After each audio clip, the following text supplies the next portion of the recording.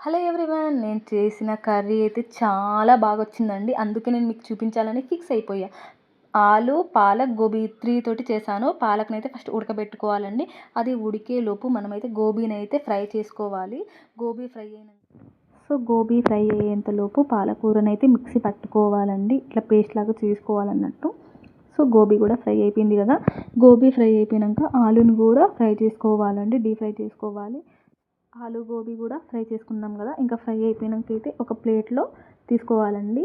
ఇక అలాగే ఒక సైడ్ ఏమో ఆయిల్ పెట్టేసి 2 ఆనియన్స్ మిర్చి కట్ చేసి ఫ్రై అయిపోయినంక ఆలు, గోబీ ఆల్రెడీ ఫ్రై చేసుకున్నాం కదా! కలుపుకోవాలండి. అలాగే పసుపు కూడా యాడ్ చేసుకోవాలండి. 2 టమాటాలు కట్ చేసిన టమాటాలు కూడా యాడ్ చేసుకోవాలి.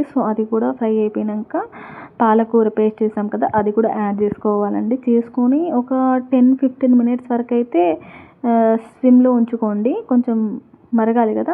అయిపోయినంక కొంచెం మసాలా యాడ్ చేసి ఆఫ్ చేసుకోండి. ఇంతే ప్రాసెస్.